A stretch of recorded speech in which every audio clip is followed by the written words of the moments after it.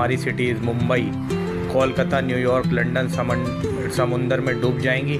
आज हम इसी राज को खोलने वाले हैं, क्या अंटार्कटिका सच में टूट रहा है। सबसे पहले समझते हैं अंटार्कटिका को। ये दुनिया का सबसे ठंडा कॉन्टिनेंट है जहां 89 डिग्री सेल्सियस तक टेम्परेचर रिकॉर्ड हो चुका है।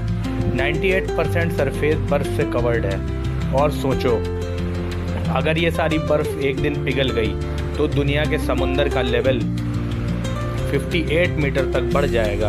58 मीटर मतलब पूरा ताजमहल, पूरा गेटवे ऑफ इंडिया, पूरा स्टैच्यू ऑफ लिबर्टी सब पानी में। लेकिन अंटार्कटिका सिर्फ लैंड नहीं है, इसके ऊपर जमी हुई है एक बड़ी आइस शीट और उसके किनारों पर बनती है आइस शेल्फ, यानी समुंदर पर तैरती बर्फ के बड़े बड़े प्लेट। ये आइस शेल्फ एक दम की तरह काम करती हैं, पीछे के ग्लेशियर को समंदर में बहने से रोकती हैं।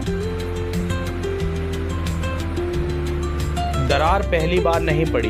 1995 में लार्सन ए आइस शेल्फ कोलैप्स, 2002 में लार्सन बी कोलैप्स और 2017 में लार्सन सी से अलग हुए एक विशाल आइसबर्ग जिसका नाम रखा गया A68। ये आइसबर्ग था 5800 स्क्वायर किलोमीटर का, मतलब दिल्ली से भी बड़ा।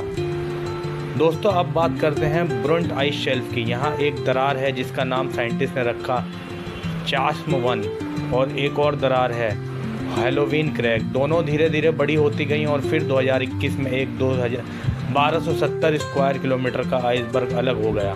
सोचो, एक पूरी सिटी जितना बर्फ समुंदर में तैरने लगे। अब सवाल यह है कि क्रैक्स पड़ती क्यों है। जवाब सिंपल है, स्ट्रेस और प्रेशर। आइस शीट अपने वजन से दबाव डालती है, समुंदर लहरों का प्रेशर नीचे से आता है।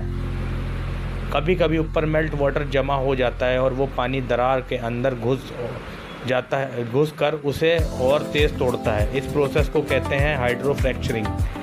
एक एग्जांपल लो, सोचो तुम्हारे पास एक गिलास है जो ऑलरेडी क्रैक है।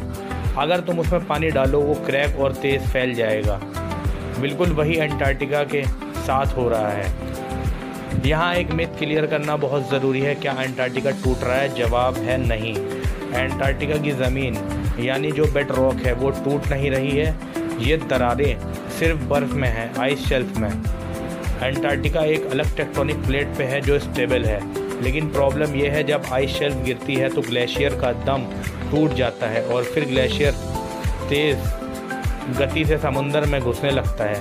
ये प्रोसेस दुनिया भर के सी लेवल को ऊपर ले जाता है। अब सवाल ये है कि क्या ये सब नेचुरल है या क्लाइमेट चेंज का इफेक्ट। देखो, क्रैक्स नेचुरल होते हैं, लेकिन जो गति अब देखने